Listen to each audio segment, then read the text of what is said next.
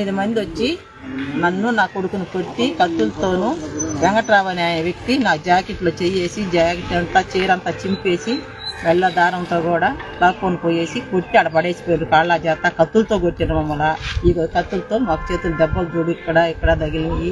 Jacket అంతా చింపేసిండు. మంగళసూత్రం మెల్ల కూడా లేకుండా పెరుక్కొని వెళ్ళిపోయిండు. వెంకట్రావు వాళ్ళ నాన్న ఊసా వెంకటేశ్వర్లు వాళ్ళు మొత్తం 8 మంది వచ్చిండ్రు. మమ్మల్ని ఈ పని చేసిండ్రు. అదేమనంటే మేము నాయకులము అని చెప్పి అంటున్నాడు.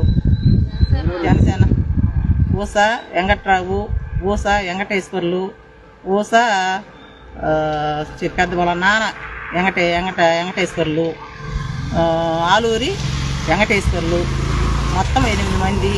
ఆడవాళ్ళు సులోచనమ్మ వాళ్ళ భార్య, వెంకట్రావు భార్య పేరేం పేరు నాకు రమణమ్మ, మొత్తం గడ్డం రమణమ్మ, మొత్తం 8 మంది మమ్మల్ని కత్తులతో చెలిగి మమ్మల్ని అందరిని కొట్టేసి ఆడ పడేసిపోయారు మా ఇద్దరిని.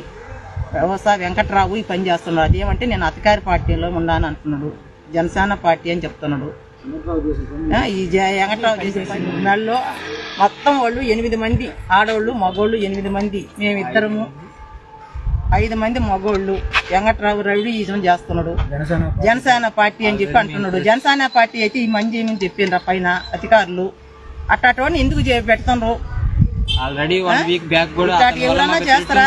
ఆడ మనిషి మీద ఈ రకంగా వాళ్ళ అమ్మ లాంటి దాన్ని నేను ఈ పని చేయొచ్చునా? వాళ్ళ అమ్మ అయినా ఒకటే, నేనైనా ఒకటే.